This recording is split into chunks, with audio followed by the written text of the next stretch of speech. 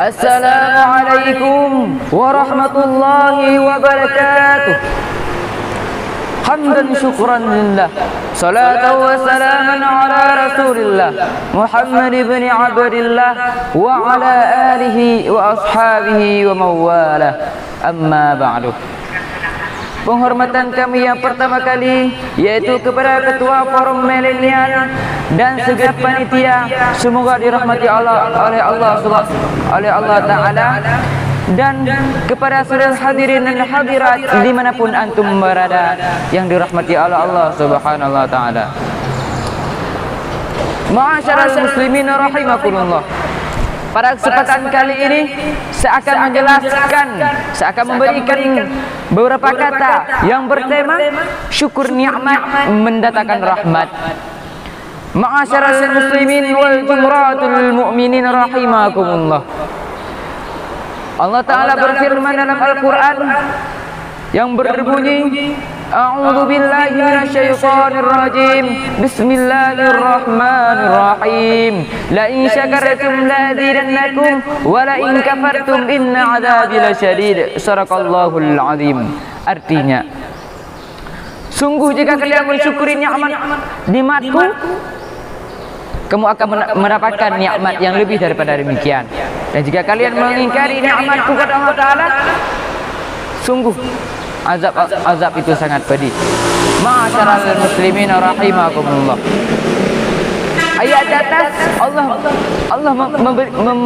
berfirman dalam Al-Qur'annya, yaitu barang siapa yang mensyukuri nikmatnya, barang siapa yang selalu bersabar atas cobaan yang diberikannya.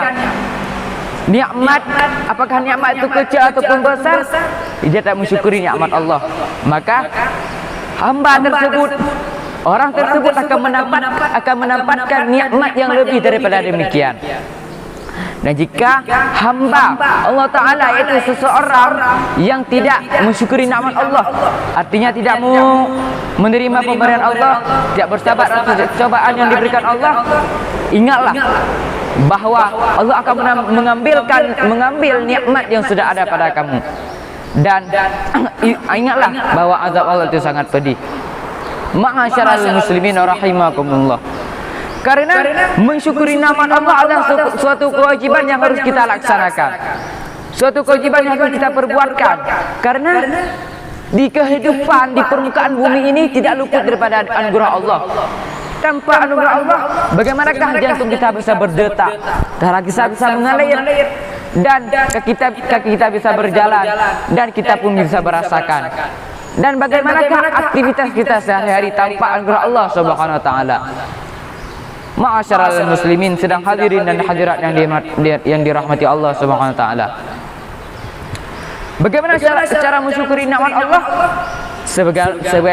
Sebagaimana hadis sabda Rasulullah sallallahu alaihi wasallam dalam hadis kudusi, ya ibnu Adam, idza ma zakartani syakartani wa idza ma nasitani kafartani.